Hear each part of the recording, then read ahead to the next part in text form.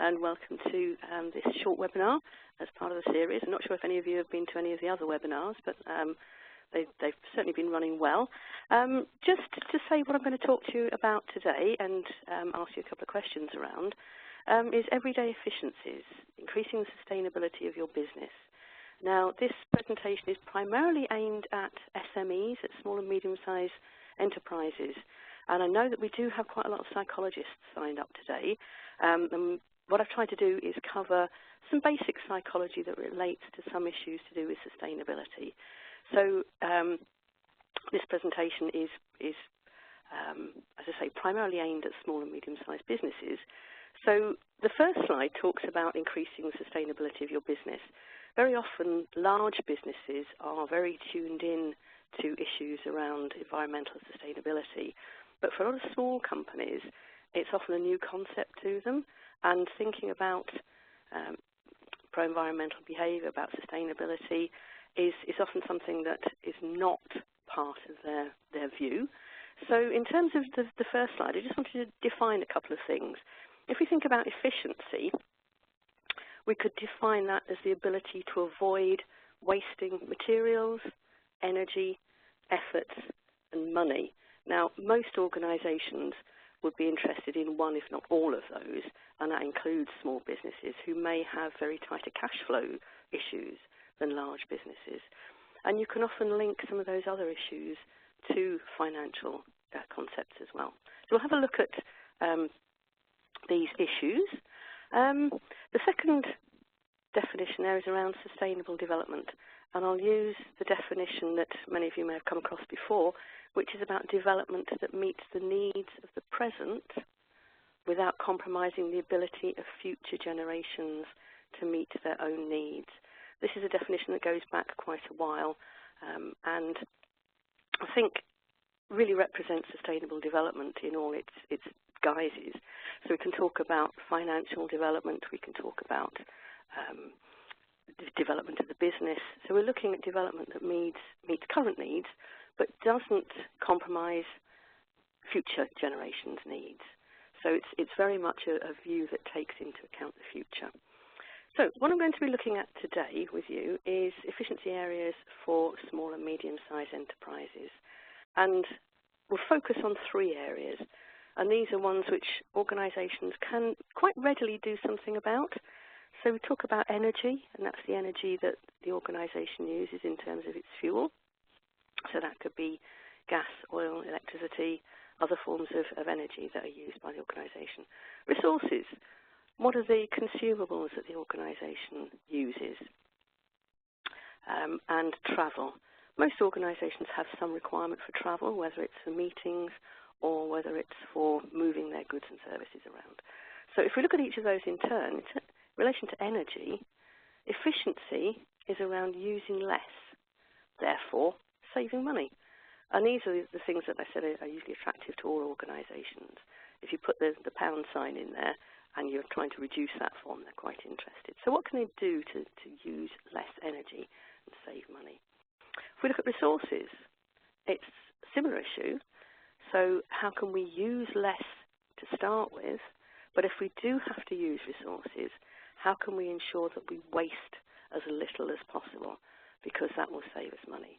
And is there a way of channeling that waste back into the business in some way? Similarly, the third issue there, travel. If you can cut down your travel, that will save you money. Now, what we haven't said is about we're doing all of these to save the planet, we're doing all of these to reduce your carbon footprint. This is about trying to frame these issues in ways that are meaningful to small and medium-sized enterprises, to small businesses.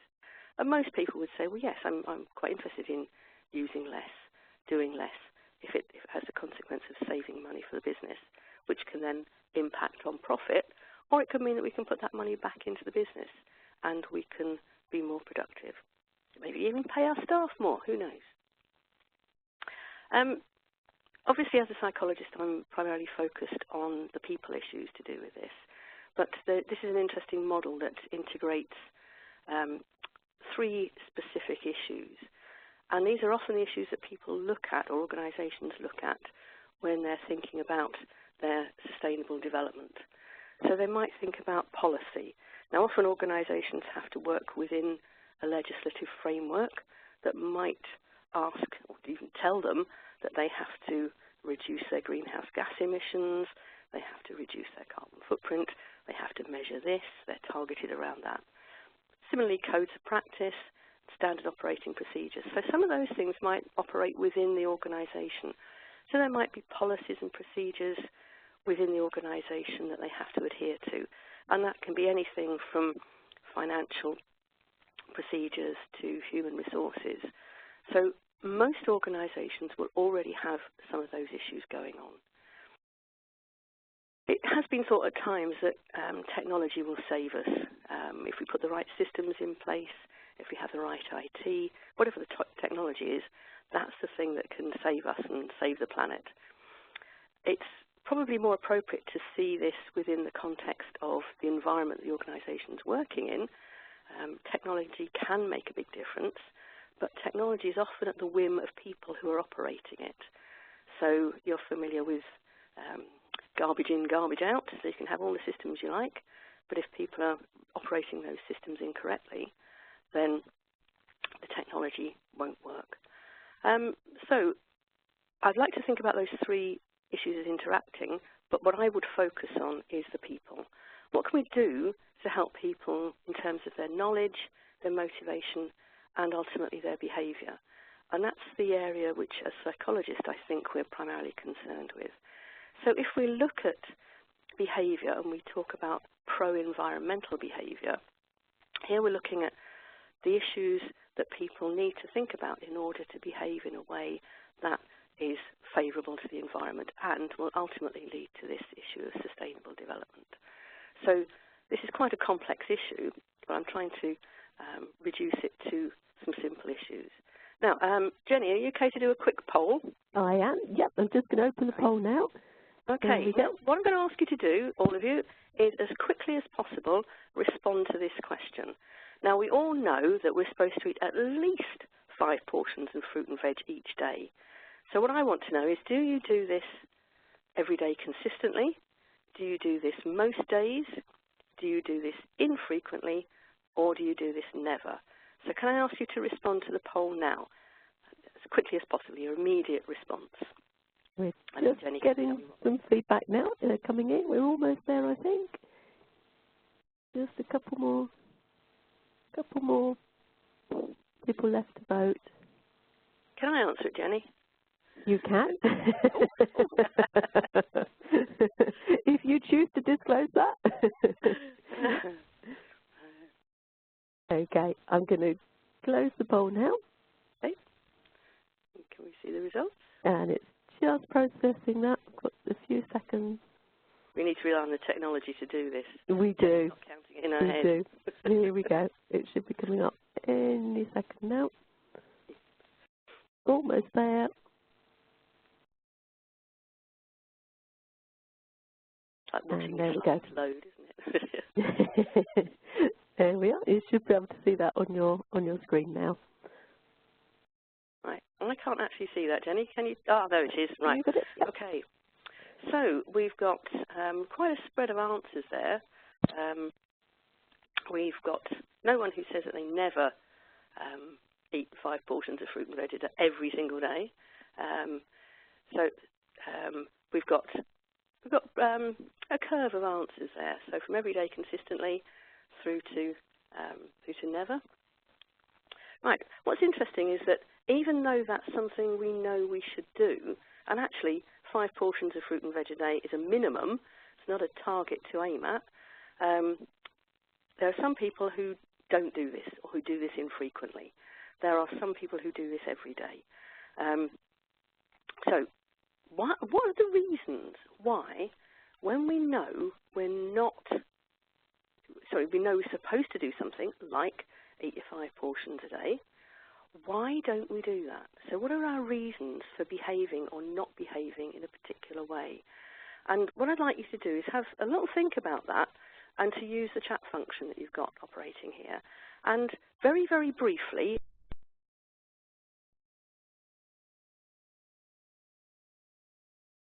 oh, we seem to have lost Jan. I'll just see if we can get Jan back again. Hold on, folks, for a second.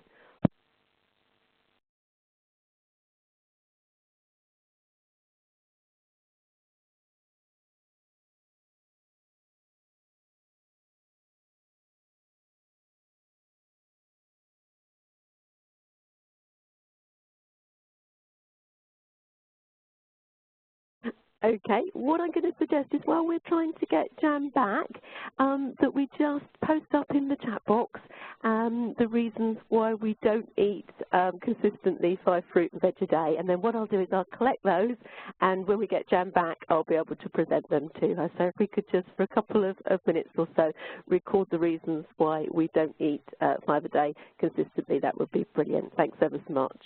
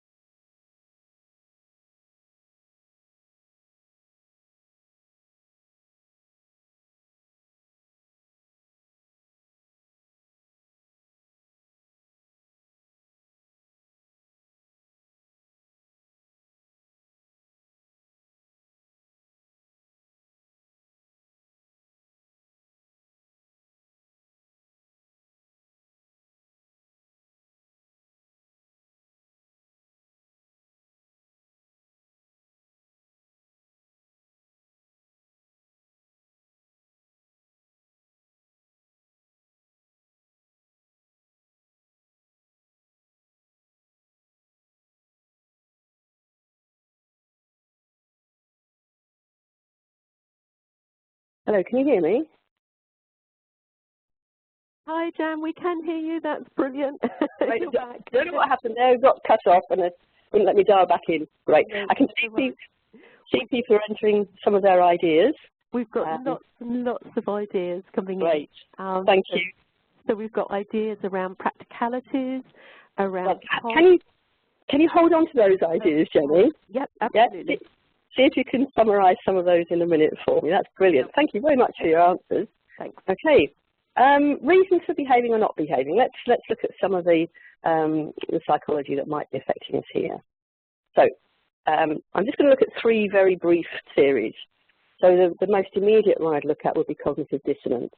And this is justifying our behaviour even when we know we shouldn't do it. For example, driving too fast. I'm not going to poll this one, but how many people have ever driven too fast, driven beyond the speed limit? I'm pretty sure it'll be everybody.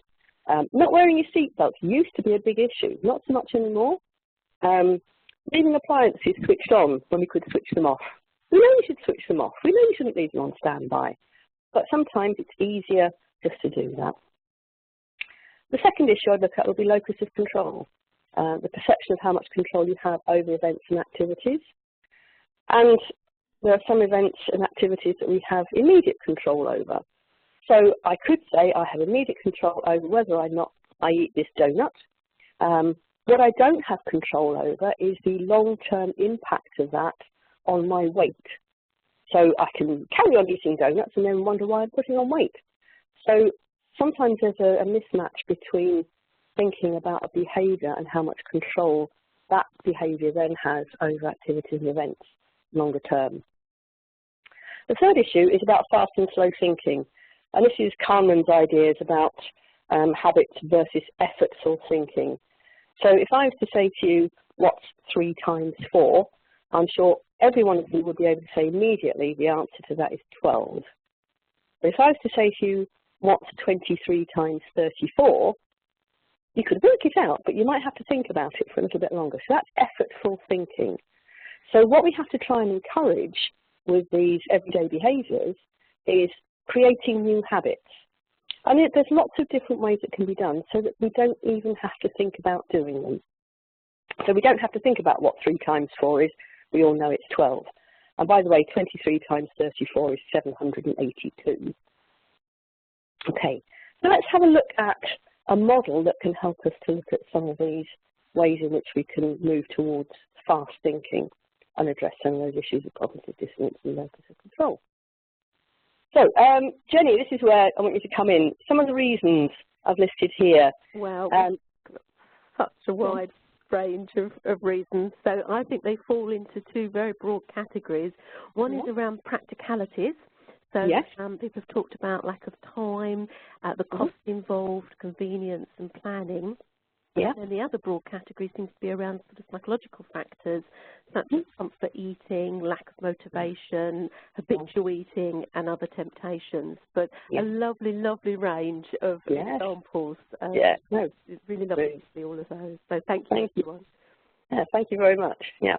I mean, I just noted a few ideas here that the reasons that people give, not only for their 5 a day eating habits, but other things like changing their car to a low emissions car, or even getting rid of their cars completely. So reasons people give for choosing to be able not to behave in particular ways. Very often people say, but I like doing this, or well, I don't like doing that. It's too difficult to do, it's too difficult to change. Why should I? You know, what's the incentive for me? What's the motivation? Not seeing it as your own problem, not seeing any personal impact or agency in relation to that. Could just be a lack of knowledge. I don't know what to do. And the procrastination of, oh, well, I'll do it later. I'll get around to it. I'll do it tomorrow. So those are some of the reasons that people give. The model that I wanted to look at is a model that was originally developed by DEFRA, the Department for Energy, Food and Rural Affairs, and it was developed quite a few years ago and has been taken up in different places. But it's thinking about the lessons we can learn from pro-environmental behaviour change in relation to these 4 E's of encourage. How do we encourage people to do things? It's through incentives or goals. How do we enable people to do it? How do we make it easy for them to do? How do we engage them to do it? And how do we show good examples? How do we exemplify it? So I'm going to have a look at each of those in turn with some examples. And these are just a very quick snapshot of examples under each of these 4 headings. There are lots more that we could talk about, which tap into that creation of habits and taking away the effort out of thinking. So the first one is encourage. We talk about goals and feedback. People at work will often have lots of goals. They will have personal goals to achieve, like team goals. The organisation will set targets and objectives. But there's a lot of work that was done by Lock and Latham around the process of agreeing goals and the need for feedback and feed forward about those goals. So agreeing goals that are not only challenging but attainable, and providing meaningful feedback. So what I've illustrated here is a domestic smart meter as an example of how you might set your own goals, but also there's very immediate feedback and feed forward. And that can be in relation to lots of different measures. So we could monitor in an organisation the cost of something. We could do that per hour, per day. And once people start to measure something, then it becomes important to them and they become interested in it. And there is evidence that as soon as you start to measure something, then behaviour changes. So if you start to measure energy use, then that energy use will go down. So we could be measuring that in terms of kilowatt hours. We could be measuring miles per gallon or miles per litre. We could set goals in relation to baseline, normative or comparative figures. So we could say, well, we want to reduce our usage compared to how it was a year ago. Or you might want to compare yourself with your colleagues. Now that's another interesting factor about how we compare ourselves with other people who are like us. I'll talk a bit more about that later. You could set yourself a target of having a daily amount or a percentage. So these are all key ways that organisations can start to embed some of those everyday efficiencies is through agreeing challengeable and attainable goals. And let's see, one of the key things around this could be around energy use. It could be around consumption of materials. It could be around travel. So another way to encourage people is around default options. Now we're surrounded by these every day. Default options are the preset courses of action that take effect if nothing is specified by the decision maker. So these are things which are very much embedded in systems, so that if we go into a system, so for example, the illustration I've got here is what comes up if I look at the properties on my printer. And there's a whole range of things here, a whole range of decisions that I could make. But in the bottom right-hand corner, there's a nifty little default option that's already set for me, because most photocopying and printing is done portrait on A4 paper, same as the original size. What's interesting is this printer set to have the default setting of printing on both sides or printing single side? So is it effortful for me to have to go and change that setting to ensure that everything is printed on both sides of a sheet? What this doesn't do is encourage me to print less in the first place. That's a different matter. But the default option might help me to reduce my consumption. The second D you want to look at is about enabling, making it easy, making something easy to do. Now, if people are lazy on the whole, I think, if something's easy to do, they'll do it rather than having to put effort into something. So what I've got an illustration here is of if you give people the right knowledge and make decision making easy for them, then they'll do it. Now, 5 years ago, I owned a car. I haven't owned a car for 5 years, but I do still use a car because I belong to a car sharing scheme that owns a number of cars. And I know that the infrastructure is there for me easily to go into this online system and to book one of the cars. Now, you'll see the cars listed across the top, and you can see under the time slots that quite a lot of the cars are booked out at 2 o'clock today, but I could book the left-hand column car at 2 o'clock, and it's really easy to do.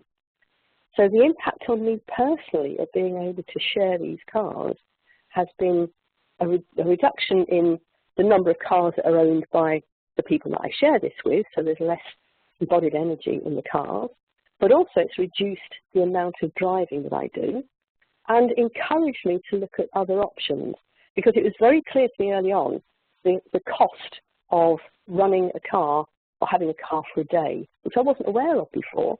So that information, because I get the cost of that fed back to me very quickly, I thought, £30 a day for a car? So I choose a different option. But if the car's sitting on the driveway, you'll just jump into it and go off in it straight away. So this is about having a system in place that encourages you to make different sorts of decisions. So that's a car sharing system. The other thing I can do with this system is I can hover my cursor over each of those red blocks, and I can see where other people in the system are going if they've disclosed that.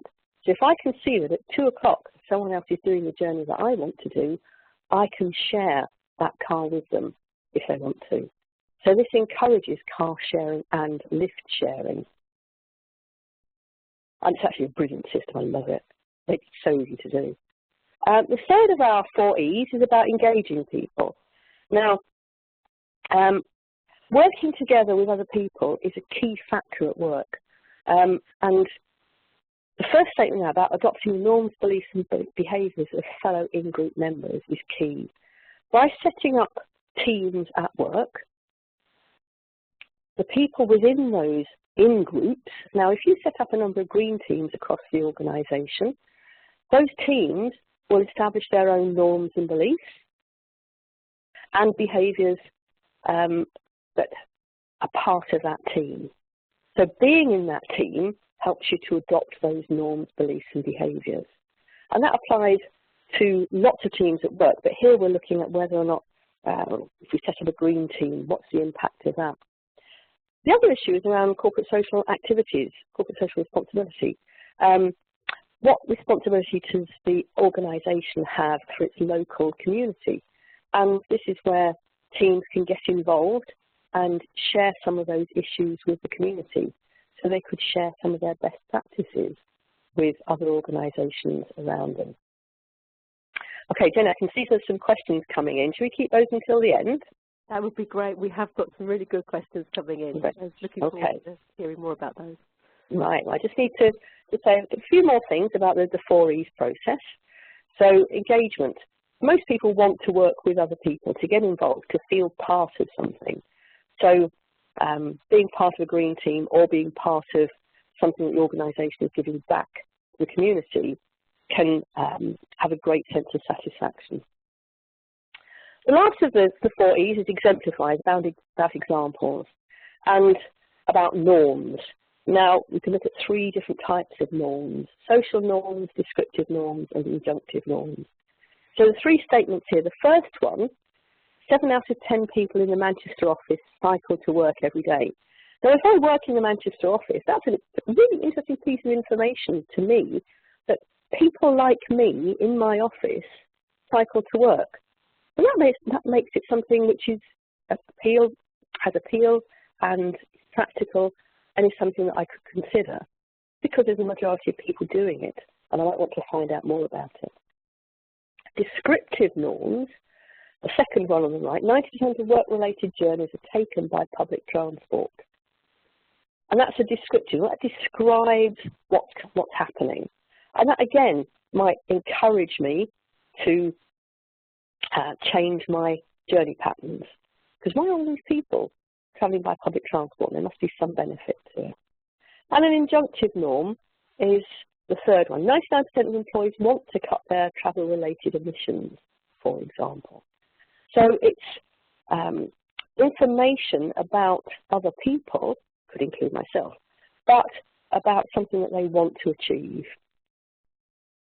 So those sorts of descriptions, those sorts of pieces of information are quite useful for showing examples of what's being done, but also showing what the norms of behaviour are that can encourage people to think about changes. The other issue around exemplifies around role models and having good examples for things. So cycling is an example I wanted to use here. And some people might be very pleased to see George Clooney on a bicycle as a good role model. The picture on the right is a picture of the Netherlands, where cycling is the norm. So there are lots and lots of social norm role models in existence there. And I was recalling today, I recently watched Borgen, which is set in Denmark, and it was very interesting there to see the Prime Minister cycling to work. I think the closest we've got to that is Jeremy Corbyn cycling to work. I was toying between, do I put in a picture of Jeremy Corbyn or Boris Johnson? And either of those could be good examples for people or bad examples, depending on their values and beliefs. So I went for Jeremy. But if you look at the picture on the bottom right, if that role model is your boss, and they get the train to work, and then they unfold their Brompton and cycle the couple of miles to get to the office, and we value and respect that manager, then that is an excellent role model. If that's a manager that we don't value and respect, then that then becomes a less positive role model. So this is quite a complex issue around role models, but there are some really good examples that we could choose to put forward as, this is exemplary behaviour. So what we've looked at this afternoon is just a very, very quick tour through 4 areas of the 4 E's model. So encourage, default options we talked about, goals and feedback. Enable, make it easy to do through knowledge and decision making. And there's an awful lot more that can be done in terms of enabling things, making things easier to do, and that's about the fast thinking. Engaging, working together in teams, and those teams could have positive goals and feedback and feed forward. And exemplify the examples that we have. So the norms, the role models that are out there, and giving social, descriptive and injunctive norms. These are just some of the many, many ways there are to create fast thinking habits. And SMEs and any organisation, any size, can start to think about how this forms part of their sustainability strategy. So what I wanted to leave you with was other places you could go to look for information. And the Carbon Trust is one idea. That helps organisations and companies reduce their carbon emissions and become more resource efficient. And they have lots of resources available for that. WRAP helps businesses and individuals reduce waste, develop sustainable products and use resources in an efficient way. It's a very, very helpful organisation. The Ellen MacArthur Foundation, you may have heard of Ellen MacArthur. She was a yachtswoman, and she set up a foundation to help organisations rethink, redesign and build a positive future circular economy. So if you've never heard of the circular economy, I would recommend you go and have a look at that and find out about that. And the last one is a train booking service, which I use. Can use it to book trains across Europe. And what's interesting about this website is it differs from other train booking websites in that it shows the carbon saved by using a train over flying. So if I was travelling from here to Berlin, I could see how much carbon I'd saved by using a train rather than flying. So those are just some more ideas if you wanted to have a look at some other websites. So, Jenny, did you have some questions? We certainly do. Thank you very much indeed, Jan. That was absolutely fascinating. And we have got some questions coming in. So James has asked, are occupational psychologists involved in local and or national government? He can see how this knowledge might benefit politicians and their constituents to live life more sustainably in general. So are occupational psychologists involved with local and or national government? Yeah, it depends on whether you're talking about individual occupational psychologists or occupational psychologists as a group. Individually, I can't answer that because that's really down to the individual. As a group, I'm the convener for the British Psychological Society's Division of Occupational Psychology's Going Green Working Group, and we are certainly looking to work more closely with policymakers. The British Psychological Society as a whole, not just occupational psychologists, has a group called the Behaviour Change Working Group, and one of their aims is to work closely with government around some of these issues, particularly around behaviour change. So hopefully that's answered that question, James. That's great, thanks, Jan. And now we have a question from Genevieve. She says, it seems to me that the behavioural science model of EAST could also be really useful here, and there is definitely an overlap. Yeah, there are many, many behaviour change models out there. There was a study done a few years ago by UCL, which and some partners that looked at different behaviour change models, and many of them do overlap. So whether you're looking at Pachafka Di Clementi's model, or there are lots of models, and I think when you're looking at behaviour change of any sort, then there's likely to be some overlap in those models. So thank you, Genevieve, for sharing that. That's great.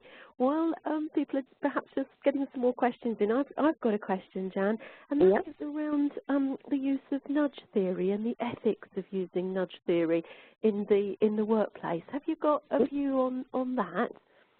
Yes. Well, if you read the book and if you look more deeply into it, nudge theory is designed to be used in a paternalistic, I think they use the word paternalistic libertarian. There's some definition, but it's definitely intended to be used for good. Now, obviously, nudge theory, which is closely aligned to the fast and slow thinking ideas, can be used in a manipulative way. But I think the nudge and the behavioural insights group would argue that they're using it beneficially. So nudge as a concept could be used positively or manipulatively, but I think the intentions are that it's used, your first premise would be, is this being used for good? Yeah, thank you, Jan. It's such an interesting debate, isn't it? And yes, as you say, being able to define, what's appropriate, an appropriate intervention and good. but certainly around sustainability, there's some rather compelling evidence now, isn't there, that, that these interventions are really positive. Yeah. Brilliant. Okay. Okay. I don't think we've got any more. Oh, we've got a comment from Genevieve. The ESG framework comes from Nudge. Comes from Nudge. Yes. Right. Yes. Interesting. That's given me something to go away and read up on, Genevieve. So thank you very much indeed for that. We've got a few more minutes left. If anybody else has any questions that they want to ask, we've just got another model from Terence.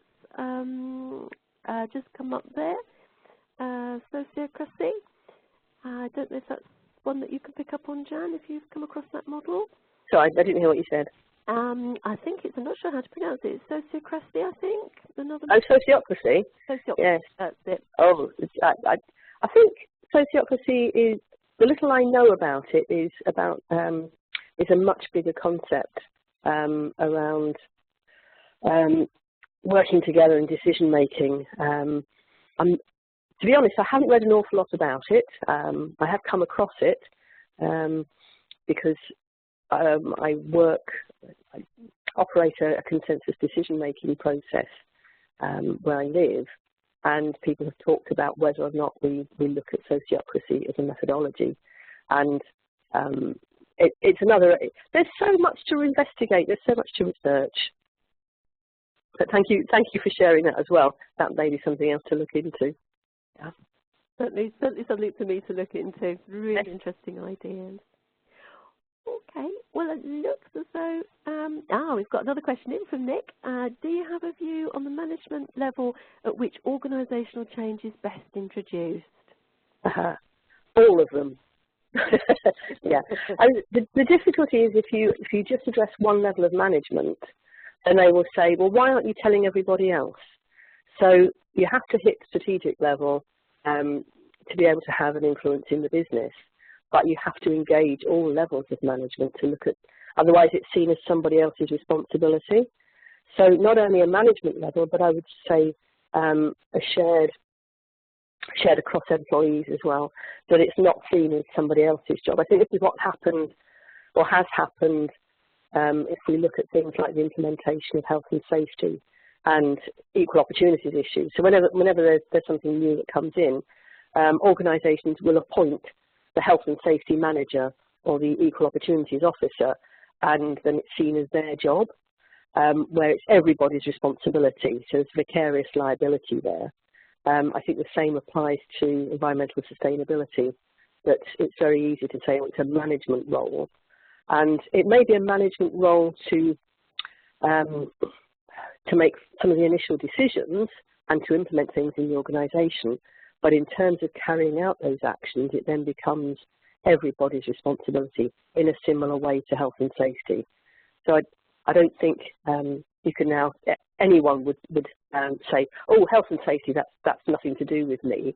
And I think we need to move towards that approach for sustainability issues as well. Unfortunately, we're not moving quickly enough, so there's a job to be done there. So thank you for that question. Yes, yeah. And I think Nick's just come back and said he couldn't agree more. Top down and bottom up, both crucial. Yeah. Yeah. And in the middle. Yes. And in the middle. Yes.